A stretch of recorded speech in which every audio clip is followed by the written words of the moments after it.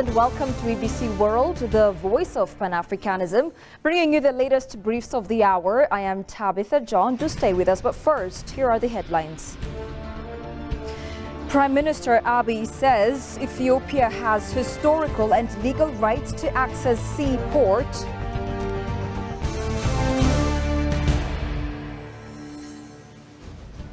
And International Monetary Fund officials urged members to step up funding for the institution.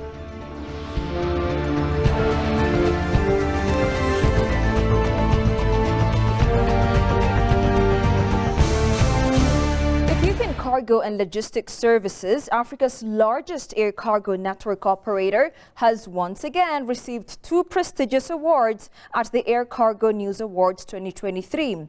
The ceremony took place at the Hilton Scion Park in London. Ethiopian beat out other top airline companies to win the titles of Cargo Airline of the Year 2023 for the second consecutive year and Best Cargo Airline Africa 2023 for the fifth consecutive year. These awards are highly regarded in the air freight industry and are voted on by cargo players from around the world. Ethiopian Airlines Group CEO Masfin Aso emphasized that ensuring customer satisfaction is a top priority for the airline. In 2023, Ethiopian and Ethiopian Cargo and Logistics Services have received several other notable awards, including the Sustainable Cargo Airline of the Year Africa at the 2023 Freight Week Sustainability Awards, Brand of the Year in Africa 2023 from Stat Trade Times, and Cargo Excellence Awards, just to mention a few. The airline has been a Star Alliance member since 2011 and has been registering more than threefold growth in the past 10 years.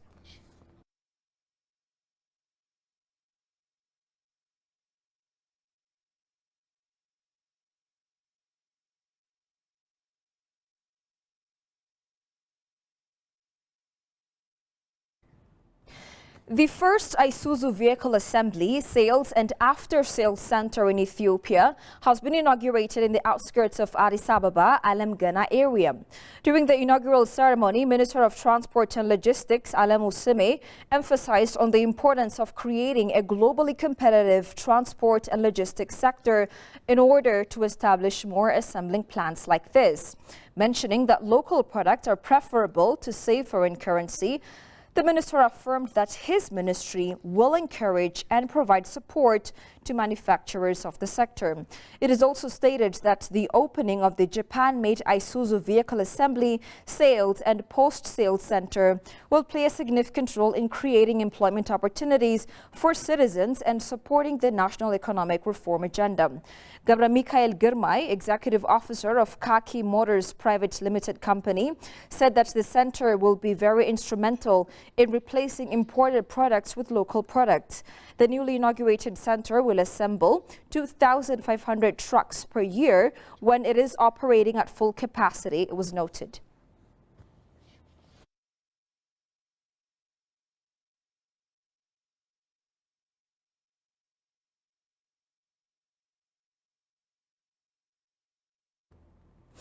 The International Labour Organization, ILO, has reaffirmed its commitment to continue supporting Ethiopia and its endeavours to create decent job opportunities guided by the country's homegrown economic reform. Talking to Ethiopia News Agency, ILO Country Office Director Alexio Musindo said that the organization has been implementing a 5-year decent work country programs to promote decent livelihoods. The program mainly prioritizes decent work, which is aligned with increasing productivity for economic growth in Ethiopia. A number of progressive things have been done in order to fulfill critical things about jobs, the country director said. ILO is currently focused on establishing a sector skills council, bringing together the private sector and institutions to address labor market demands. Their objectives include promoting occupational health and safety, combating forced labor and child labor, generating employment opportunities, and discussing minimum wages.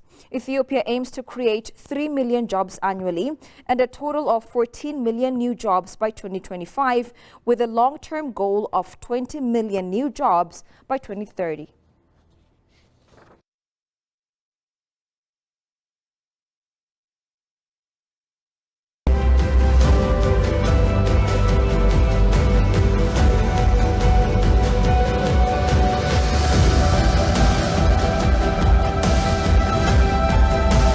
Today we are doing a tour of Addis Ababa with Abyssinian Nomad. We have a driver, trusty driver. We have our guide right here. And of course we have our professional coffee drinker, Tracy.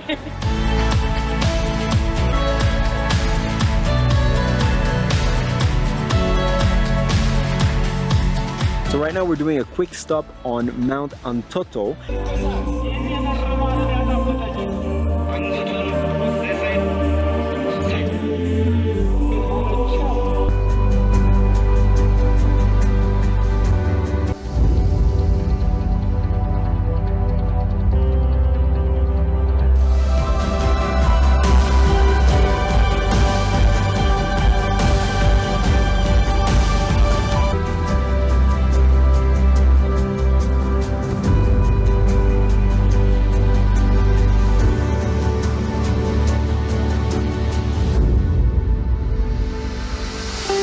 And it is massive compared to the elephants that we see today. So meet Lucy. For the longest time, she was believed to be our oldest ancestor. So welcome to Mercato Market. This is the largest open-air market on the African continent. It employs...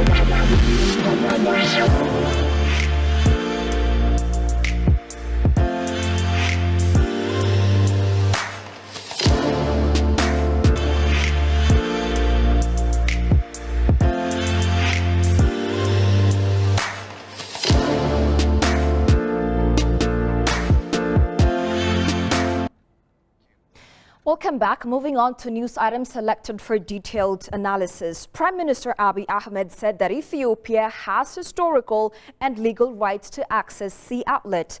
The premier briefed parliamentarians that access to seaport is the central point for the socio-economic development of the country.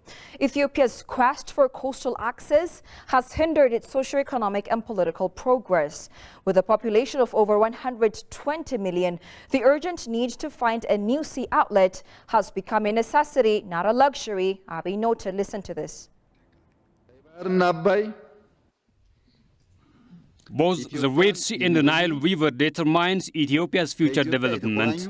As we have tabled the issue of the Nile, we can negotiate on the Red Sea too. As far as the negotiations won't deprive Ethiopia's national interest and it does not hinder to access the sea outlets. The premier further urged political elites of the country to contribute their knowledge relentlessly with the efforts to access a sea outlet.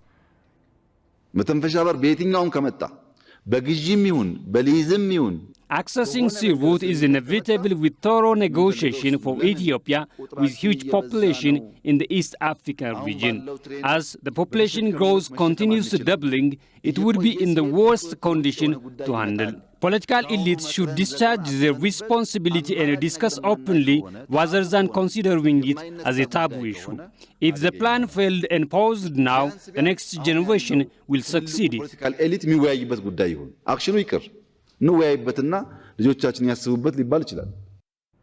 Having a direct coastal access will enable Ethiopia to promote regional stability and realize its goal to become a beacon of hope in the Eastern Africa region. And now finally, IMF member states have agreed to increase their contributions to the global lender and to give Africa a third seat on its executive board. Here is more from Africa News. Institutions so that they can better support governments in the fight against poverty and climate change. Also, we have come together on the importance of boosting inclusive and sustainable growth by advancing on our climate and digital agendas. We maintain strong support for efforts to address debt vulnerabilities.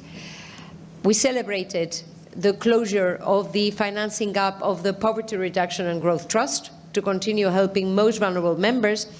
Currently, the distribution of quotas favors the advanced economies, particularly the European countries. The determinant of the major emerging countries, led by China and India, which have been calling for a reform of the system for several years. But while Western countries say they are open to the idea in principle, they are actually reluctant, fearing that China's role within the IMF will be strengthened. Solidarity, when there is so much tension, is hard to build, and yet we have succeeded to do so.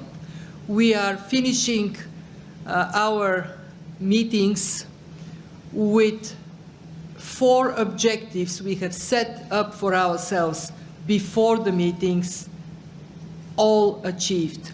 Although the distribution of votes has not been changed, the IMF has agreed to expand its board from 24 to 25 members to give an additional seat to Africa, which until now has held 2. The meetings are being held on the African continent for the first time since 1973. And that's all we had for this News Hours edition. Many thanks for watching. We'll catch you soon.